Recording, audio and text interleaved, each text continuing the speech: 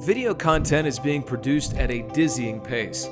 Companies and individuals alike understand the value of creating and sharing this type of content. However, one significant hurdle remains. You have a video, now what? This question is critical. After all, creating quality content takes time and money. Too often, that content is seen by the wrong audience, or even worse, not seen at all. So what do you do with your video content? How can you maximize the return on your investment? Spiracle Media welcomes 3 experts from the digital advertising world to comment on that question. We hope that their knowledge and insight from a broad range of experiences will provide you with more clarity and a host of options to set in motion. Our first guest has spent the last couple of years building a business. Giovani Gonzalez started the Social Rook in 2018. Since its inception, Giovani has been responsible for managing millions of dollars in ad spend per year while working for high-end clients such as New Balance, Tiffany & Company, and Farmers Insurance, as their social media marketing and PPC strategies have brought results to mid-sized to Fortune 500 companies. I'm excited here to be joined by Giovani Gonzalez, founder of the Social Rook, and Gio. We go a ways back, partnering together, working on some different items and get together to talk about business. But today I want to stick with the opening theme and what this event is all about. You have a video, now what? But there's a couple things that you'd like to see happen before you get to that point. Exactly, yeah. So whenever we get content or assets and we're not involved early on in the process, sometimes we bring in an idea or several ideas that we think might work better. And then they've got to go back and speak to their video team or to their designer to make sure that everything is modified for those platforms. But something to consider is once you have your video, it should have a goal, right? So when we onboard clients, we ask them, what's your goal? With or without content or assets, without taking a look at that. What's your goal from regarding your digital advertising campaign? So if they say, well, we need lead generation, great. Who's your target audience? So if you're targeting females from 35 to 45, are they presented in the content, right? Sometimes they're not presented at all, or they're presented, or they're presenting a different demographic that doesn't fit their target audience. And so a lot of those things, when people are producing content, they're thinking of producing the best type of content, but not really necessarily content that's resonating for their towards their target audience. I think it's extremely important. You've got to have the conversation on the front end to address the goal, the audience, all those fundamental questions that need to go into the project. So looking at that, people say video, and some might still think cost prohibitive, but there's multiple options to do this in varying levels of budget, correct? Yeah. So leveraging your budget is also, again, based on result, right? So you want to be able to measure those results. And so you've got Facebook, you've got Instagram, you've got LinkedIn, you've got YouTube, and now connected TV. And all of those platforms they serve a purpose. They're feeding content to a specific demographic. So all of those things are really important. Again, so when you ask how do you get started, you have to think about your target audience and the desired outcome. Now, results speak for themselves. We know that video performs a lot better than other things. It used to be, hey, let's upgrade from our traditional messaging now to imagery. Sure. And now it's video. So what are you seeing with how well those video ads are performing? Yeah, so I'd say that depending on the platform, so Facebook prefers a campaign that's built with a variety of sizes and different mediums of content. And then it kind of decides based on your target audience and how it's performing in the algorithm, it kind of picks and chooses which one is the top performing piece of content, and then it just kind of leans and spends toward that content.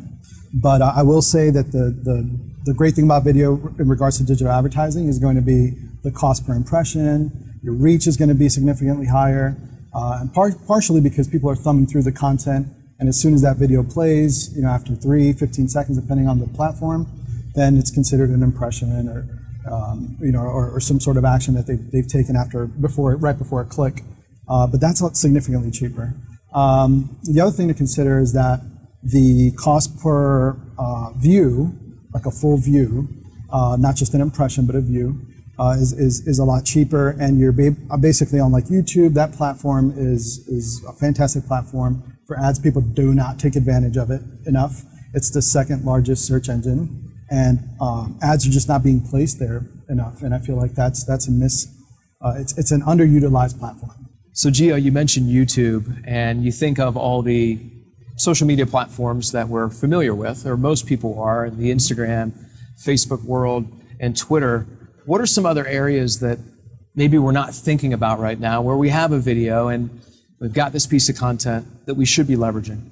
Sure. So there, I would say that there are some trendy platforms, TikTok, Snapchat, and depending on the product or the service that you're trying to provide and your target audience, those platforms might actually be fine for you. None of our clients who exist are that we currently have want to leverage those platforms. It doesn't make sense. It's a younger demographic. That's definitely going to shift, so we keep an eye on that. We know how to use the platforms. We understand how they work and function. We don't think that's the best way to spend our clients' dollars. That doesn't mean that they're valuable, that they're not valuable platforms. But the one thing is connected TV. So connected TV, obviously you can push ads towards Hulu. You can place ads and basically any streaming device. And then what we use is, we like to call it performance TV. So this is different than normal connected TV advertising, which means we can actually target and retarget audiences based on an impression that they've seen at home watching. If they see an ad, basically we're able to track that view and then retarget them through display ads on mobile devices, desktop devices, and then also record whether they go to your website and convert, fill out a form, or purchase a product. So that's kind of cutting edge stuff that we're excited to start pushing. That is exciting, because I wanted to dive into the connected TV, which is fantastic. Seems like very intuitive, very comprehensive in the reporting you can get, Yep. especially at the demos that you're looking to reach. What kind of success have you seen so far in that, and is it changing rapidly in terms of opportunity? Well, it is. Again, with the platform we're using, we're able to, we wanted to make sure that we started rolling out that service the moment that we're able to start recording actions. So not just come back to a client and say, look, you got 100,000 impressions and these were the channels.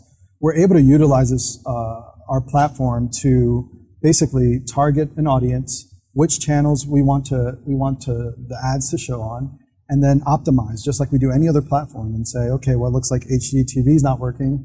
Let's not show any more ads there, and kind of make sure that it starts pushing the spend towards what's converting. So, for $15,000, $25,000, $30,000, you get a lot of great impressions and valuable results. You can split that budget up and do some remarketing, retargeting.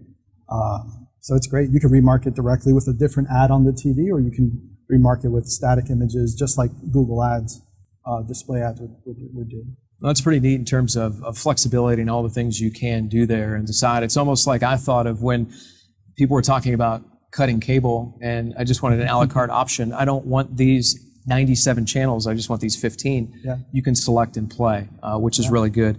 I want to get into the pandemic and just what you've seen over the last several months in terms of your portfolio of clients. Yeah. And we've talked about this on a personal level, that it's a mixed bags in terms of impact on specific budgets. Sure. What have you seen under your roof?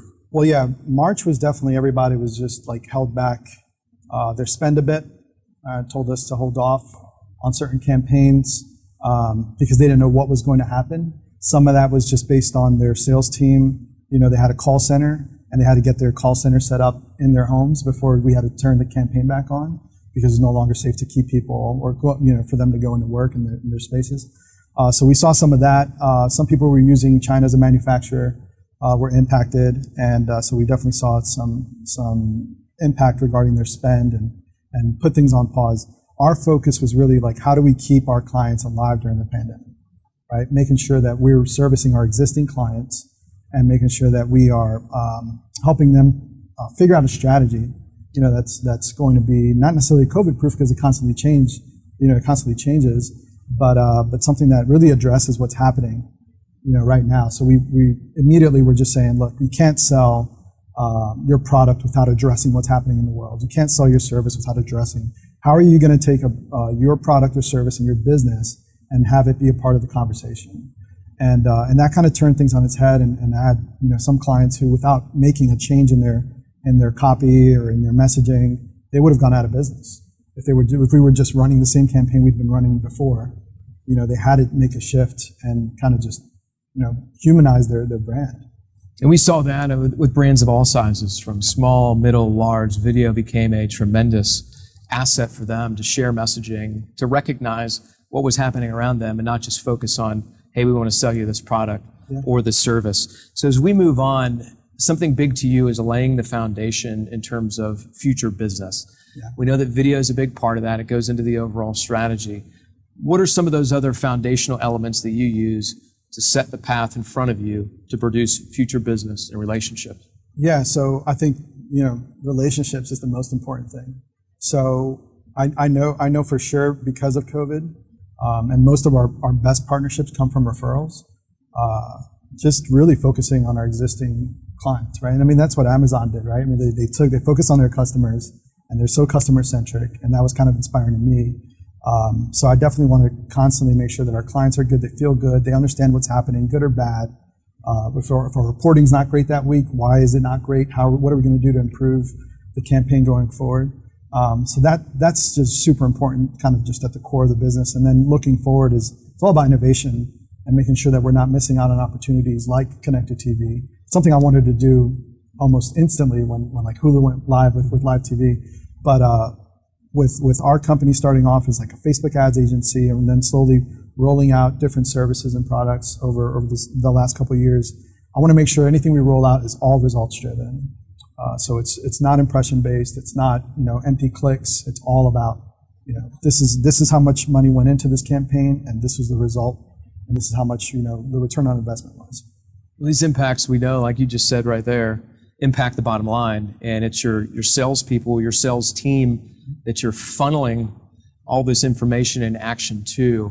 How should that relationship happen? Where do you see the involvement of sales and marketing when sales says, hey, these are the objections I'm seeing, or I need this video for this reason, let's go? Yeah, so we work with clients. We work directly with CEOs or CMOs typically, and they're supporting their sales team, right? And so we don't directly work with sales every week, but they're the ones jumping up and down saying, the leads we're getting are not strong, or they're coming in from this specific region or industry, whatever it might be, and something's off. And so what we like to do is really introduce someone from the sales team into the process and ask them. So I just onboarded a client yesterday and told them I need to speak to the VP of sales, right, before we do anything else, because I want to understand this form that we're building for them. What is it asking? What do they need in order to close that deal up front so they can get to the meat of the conversation a lot sooner, and to help them filter through leads that are not valid. So it's just super important to have both tie the CEO's vision with the sales team's desire for information, so that they're able to be successful. So as a company, this content flying all around, and you've got video in the mix now. It's either finished or it's in progress. Of course, our umbrella topic again is that you have this video. Now what? If you're not utilizing it, or maybe you're in that process, how do you take advantage of that? And what's the mindset around getting that out there? Yeah, so it's super important again to kind of just look at your target audience, your desired outcome, and make sure that you are being super critical of your content, right? And it's great to hire a wonderful video production company like you guys who shoot an incredible product, but if the end result for the marketing campaign needs X, Y, and Z, and it doesn't have that, then the quality kind of doesn't matter. I mean, viral content exists without it being top notch, right? And it's because the content resonates with the end user. So that's just vital. That's the first thing you got to be mindful of, and that's why it's good to bring us in early on. But formats are another thing. So if we have horizontal video content, but really our target audience prefers stories, so that's going to put some pressure on the video production team to figure out how to edit this existing piece of content to fit that format. So that's the first thing, and then the other piece is just speak to somebody, to an expert, and get some feedback as to what they would recommend bring someone else on board early on so that they're able to provide you with some direction as to which way to go versus spend all of your money producing content and then find out it doesn't fit. Well, thank you so much, Giovani Gonzalez, Social Rook. Look him up. Gio, I appreciate your friendship, and I appreciate your insight here in joining us today. Glad to be here. Thank you. Our next guest is Ellery Wilkins. Ellery is the president and owner at White. White delivers marketplace foresight, research, and media strategy for their clients while building and strengthening relationships between their clients and their customers. Personally, Ellery takes pride in balancing the time and place for traditional media with the ever-growing and changing digital landscape. Ellery joins Spiracle Media's CEO and co-founder Tim Bear. We want to welcome in Ellery Wilkins, the president of White. Thank you so much for joining us. Yeah, thanks for having me. So we'll start off with a little bit of background of White. Can you give us, the overview of what you guys do? Sure. White was started 29 years ago, so we are primarily media buying, both traditional and digital. We do it all. We specialize in clients everywhere from nonprofit to tourism, med spa, kind of across the board. Yeah, and when people hear the term media buying, sometimes that can be intimidating. What does that all mean? What's entailed in that? What happens? Sure. How do you guys do that? It's one of our most commonly asked questions, even by my own husband. What are you doing all day? So from the start, media buying is we broker advertising space for our clients. And what that means is we go through strategic recommendations, trying to figure out what your true objective is. And from there, what media is going to be the best avenue to get your message out. And then we actually go put together those plans and work directly with the media companies to broker that space for our clients. And so what does that research look like? I mean, that seems like almost the most important piece of this whole puzzle. Sure. It's a combination of things. So there is actual media consumption research available to us through companies like Nielsen and Scarborough. There's, of course, demographic research. What are the habits of the target that you're talking about? Markets. Each market is a little bit different and their population behaves a little bit differently. And then there's a fair amount of common sense that's required as well. And we're talking about video in this overall segment in this event. So what's working? What are you seeing working in the video space, especially in digital? Yeah, video is huge right now. So video is absolutely king in the digital space. When you're talking about engagement levels, so not just viewing, but clicking and people responding, video is king. There's a lot of new social avenues to push video out. LinkedIn and Twitter just launched video platforms, which were historically really just with Facebook and Instagram. And then pre-roll, so OTT, which everybody wants to talk about, the streaming television is a digital video product that has just taken off, particularly in quarantine times. Streaming numbers are just through the roof.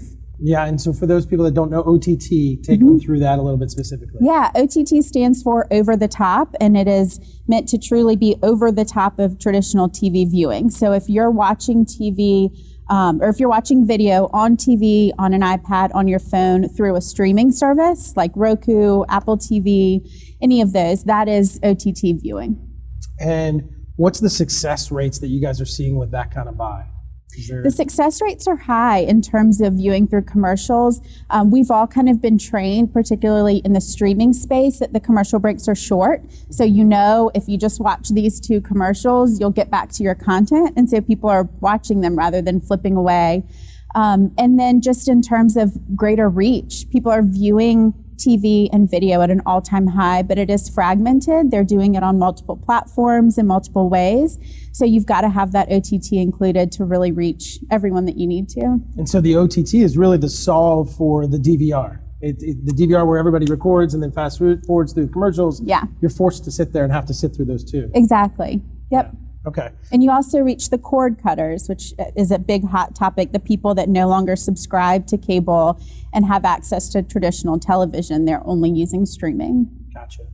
I'm sure that budgets range all over the map. I mean, how does that affect what you guys are doing, and how does that play out when you guys are sitting down with a potential new client? Sure.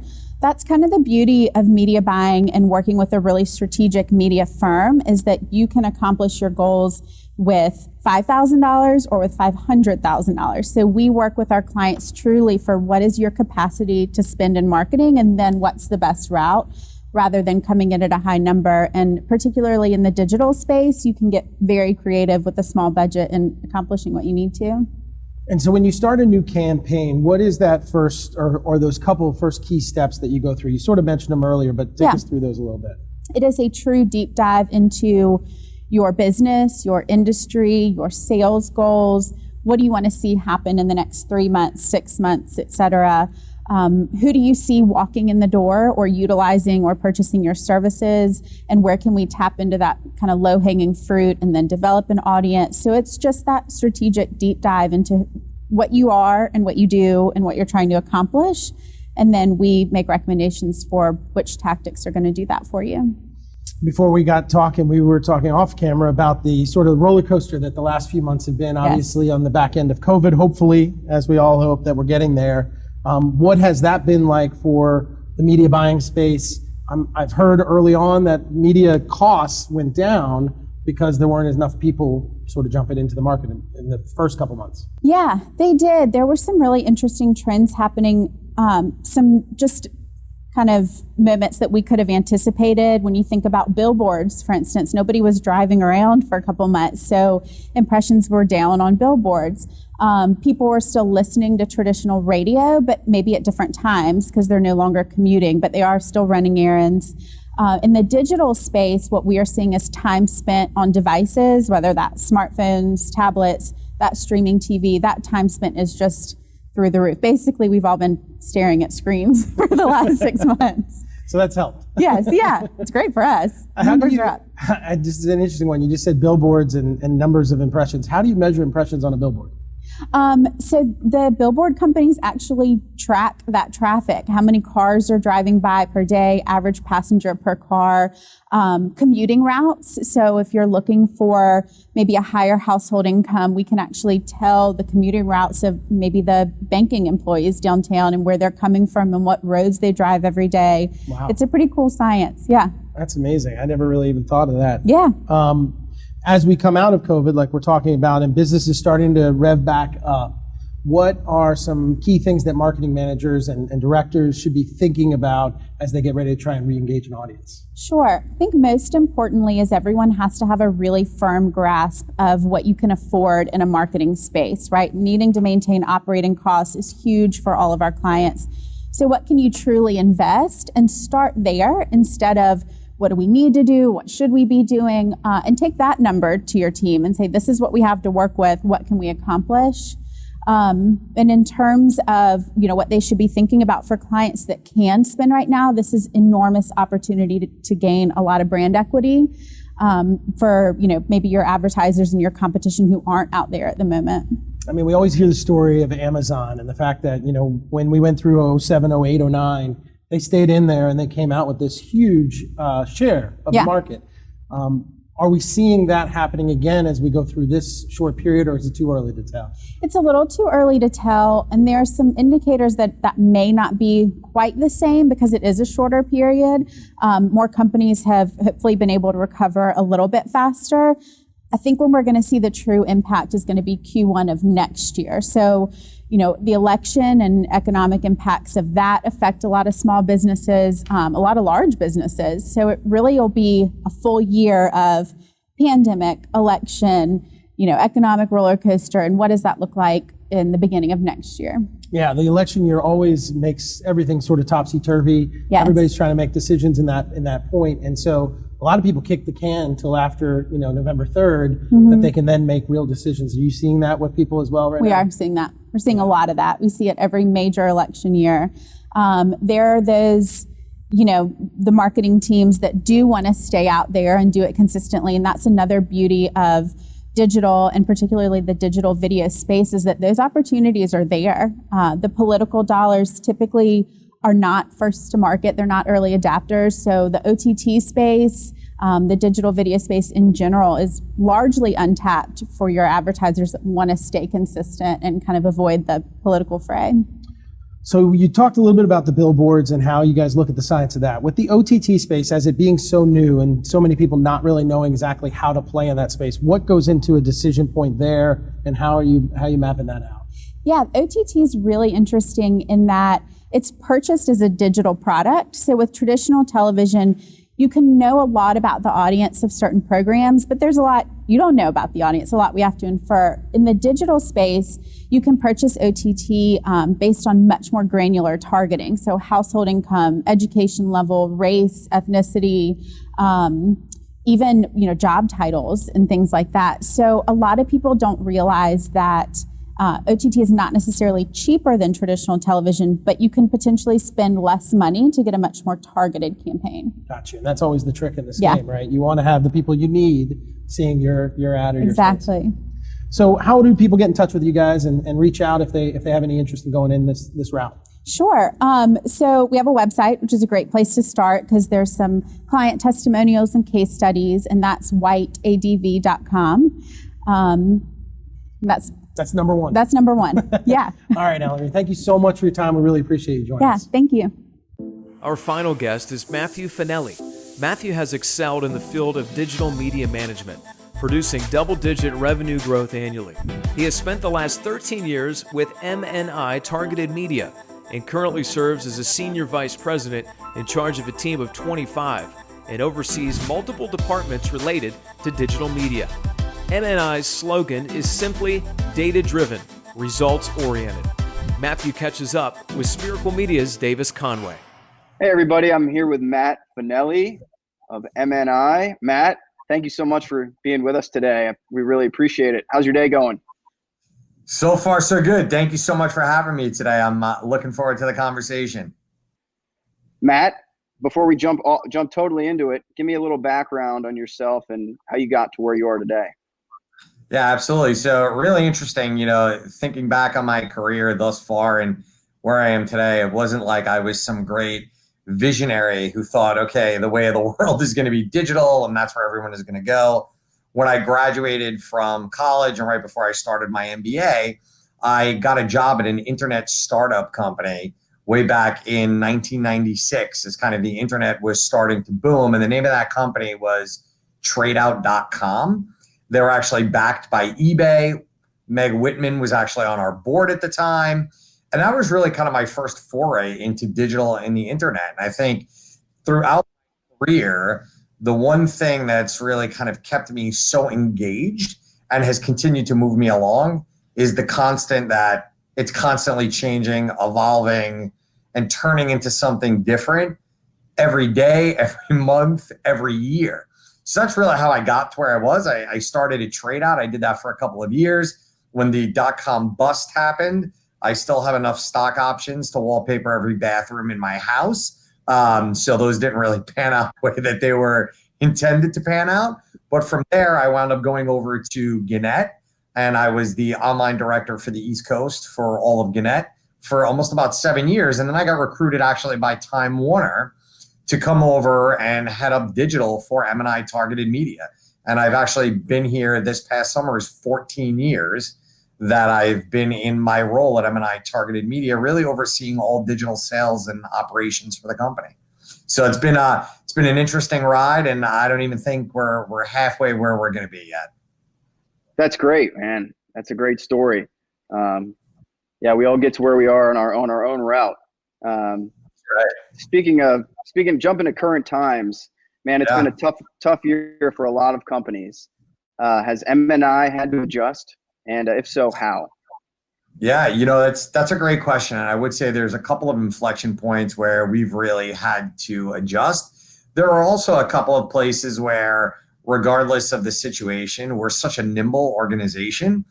We're national in scope. So we actually have folks in 43 offices throughout the country working remotely and having the technology to be able to do that. We've had that in place for quite some time. So that part of it was really easy for us to be nimble and responsive to the current environment because of the way that we're set up and the technology that we have.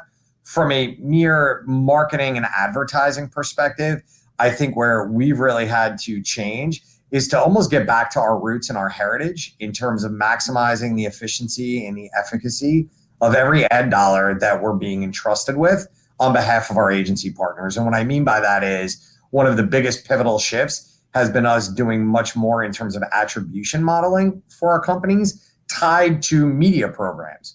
So this way, every dollar that someone is spending, there's data and analytics behind it that actually proves what the results are and what is someone getting out of that particular campaign. From my perspective, and I've been in the digital space, as I just said, over 20 years, the reality is it doesn't matter the size of the agency or the size of the client. Everyone needs to do more with less, and making sure that you're highly targeted, and then you're also able to prove the value in what you're getting out of a campaign is of the utmost importance. So I would say for us, that is something during these unprecedented times that's really been highlighted for us. And the other thing too is it's our personal side. It's with a lot of our clients checking in and saying, how can we help? Are you okay? Is there something that we can do to help you weather this storm as we're weathering this storm? And I think that is something that through my organization, I've been extremely humbled by the people that I work with. I've been humbled by our clients in terms of everyone really pitching in together to figure out what can we do collectively to get over this hurdle. And it's been a big hurdle. I mean, honestly, I feel like we're coming out the other side of it now from an activity perspective. Businesses starting to open up, clients understanding that they need to start to spend money to make money again. I think our consumer sentiment is starting to change in terms of us purchasing things and looking at different services. So it's been really interesting. That's great, man. That personal side is crucial, both from your perspective and then the customer's perspective. Elaborate more on M&I and its unique value proposition, because it seems honestly from the outside as you guys just have your hand in everything digital. We do. We really do. We have our hand in everything digital, but our value proposition and our core is really about reaching very specific targeted audiences like no one else can. And what I mean by that is it's how do we take a look at the best of the best in terms of digital inventory that's available through a multitude of channels and executions? How do we layer on some really significant data to not only reach the right people, but to ensure reaching the right people in the right place, in the right environment, at the right moment in time to complete a predetermined desired action.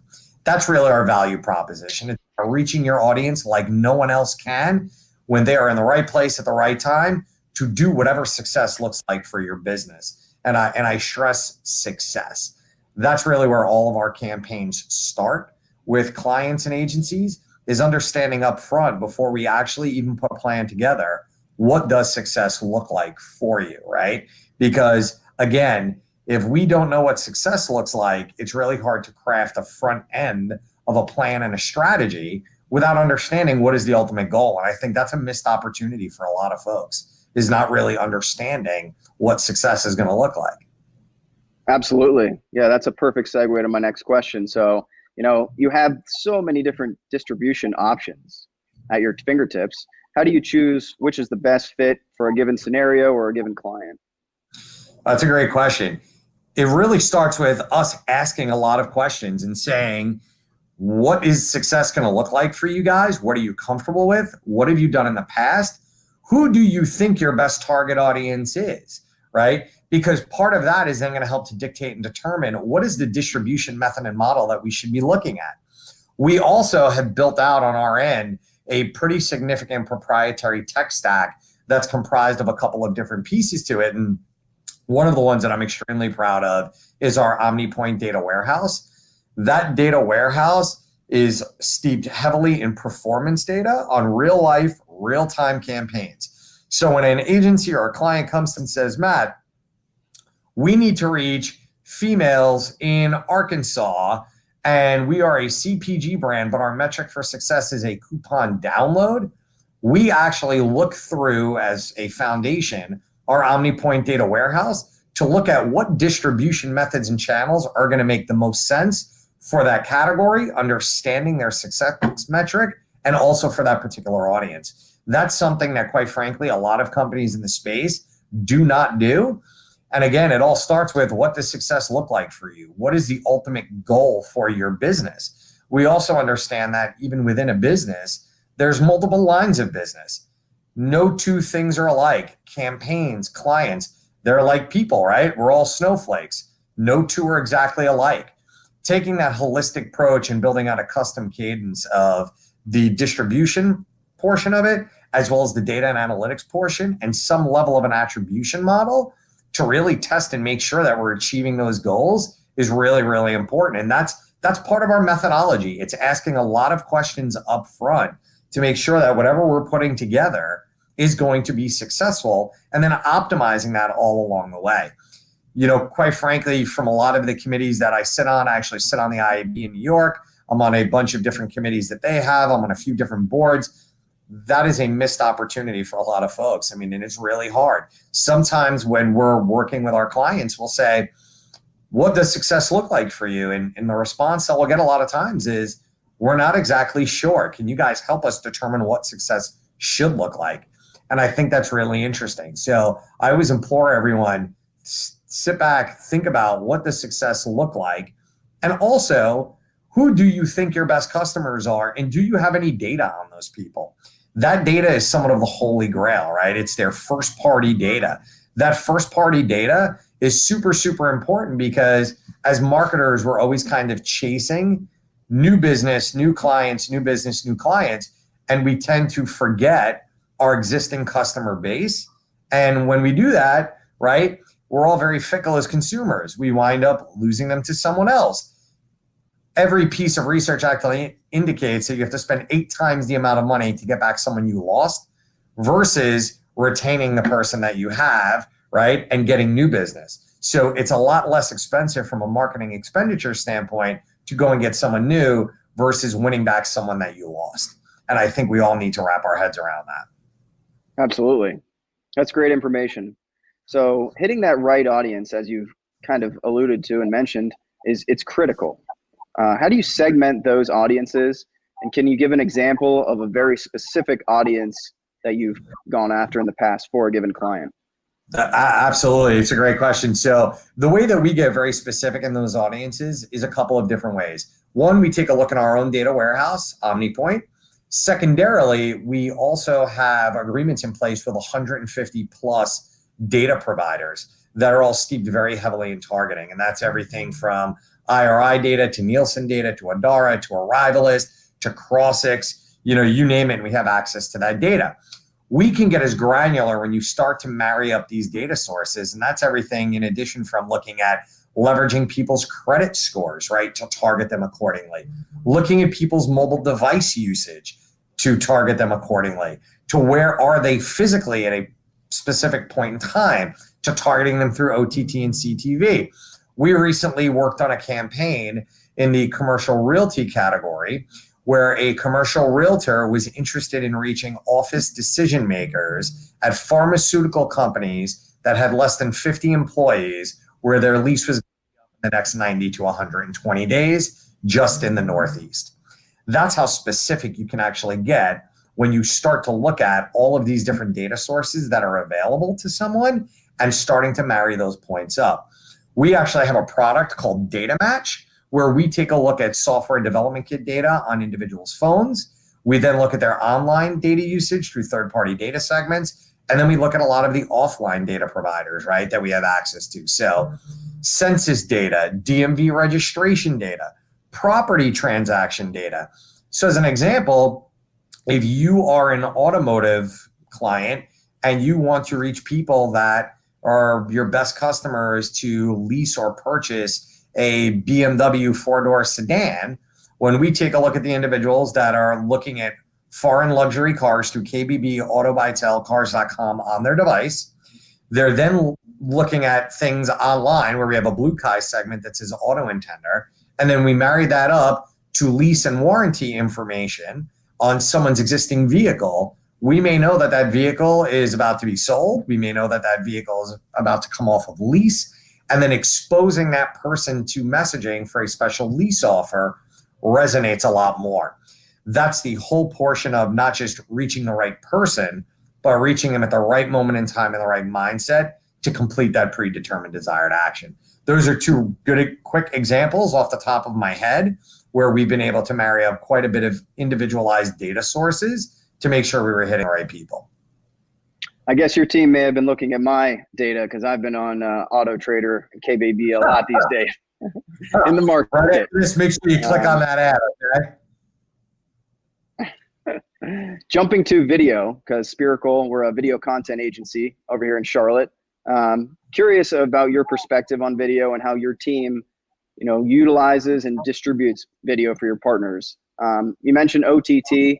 Is that really the specific distribution channel for video, or what's the current state of video in media buying and distribution these days? That's great. Video in its entirety is up significantly. It has been up in terms of the execution and the repurposing of assets and new creative development. I implore every advertiser and agency across the country, if you do not have video assets, please work with a company like you guys and develop video assets as soon as you possibly can. Specifically because of the pandemic, we have seen executions, OTT, CTV, where streaming services have increased by 189% since the beginning of the pandemic. When I look across all of the traditional television companies, okay, and TV still plays an extremely important role in the overall media mix, but it is no secret. They are budgeting down 6% every year. It's public information. And why is that? Well, it's because they understand that consumers, we want what we want when we want it in the way that we want to receive it. Our televisions at this point, and I'm going to say quote unquote televisions, are giant monitors that are hanging on a wall or sitting on a piece of furniture in our house. We are streaming in information into that device when we want to receive it.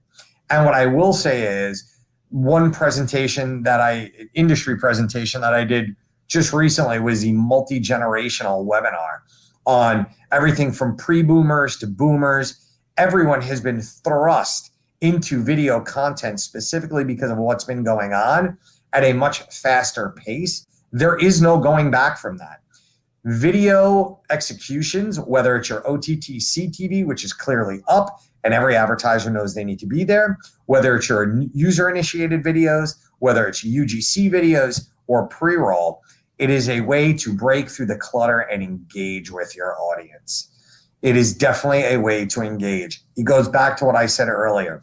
What does success look like for you? Well, and there are a lot of folks that still say, I want to drive people to my site and I want click-throughs, right? I need a really high click-through.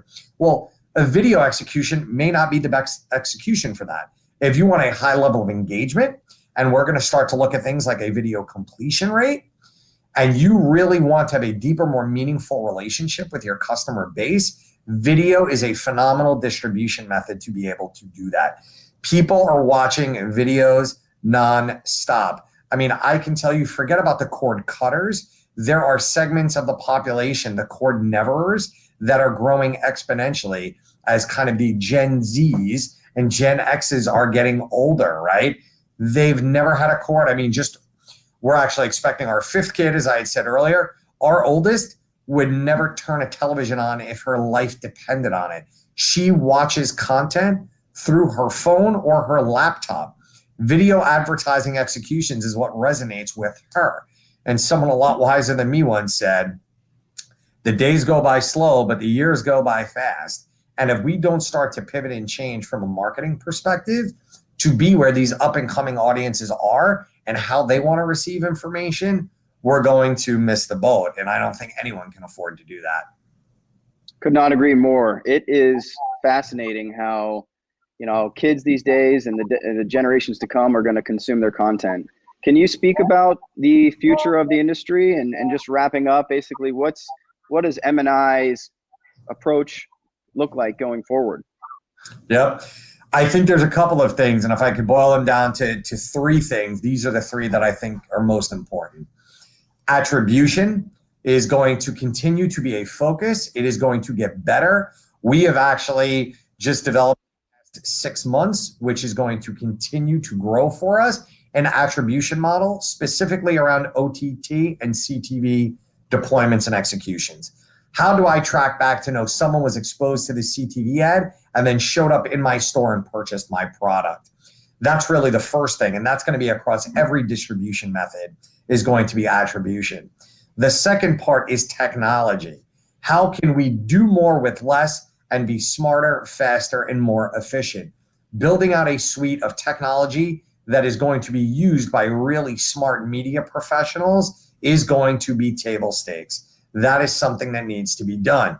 And then third, but absolutely not least, is transparency. Specifically, when I look at video and where that's going in the OTT distribution realm, it reminds me very much of programmatic. When programmatic display first happened, it's a little bit of the Wild West. That being said, agencies and clients should be working with trusted partners that have tons and tons of data that work in a transparent fashion so you know where your brand is. This entire black box, black algorithm, I'm not exactly sure where it's going to go, how it's going to be deployed. The days of that are over, right? If I had $1 for everyone that said we have a special algorithm, but I can't really explain it and I can't tell you about it, I probably would have retired to St. Martin about 6 years ago. The call for transparency in our industry is loud and clear. That's great. Hey, that'll be the end of our questions, Matt. Thank you so much for this information. I think it's going to be invaluable to our audiences. It's all about ROI and getting the best bang for your buck these days and going forward. Awesome. Thank you guys so much for having me. I really appreciate it. All right. Thank you. Good to see you, man. Take care. Thanks. You too. That wraps things up. Thank you for joining us for You Have a Video, Now What? We hope you walked away with some important takeaways. A quick reminder, for more helpful information and entertainment, head to the Resources tab of our website, spiraclebuzz.com, home of our blog, the Hive Live podcast, and our video tips section. On behalf of the Spiracle Media team, thanks for watching and be on the lookout for our next learning opportunity.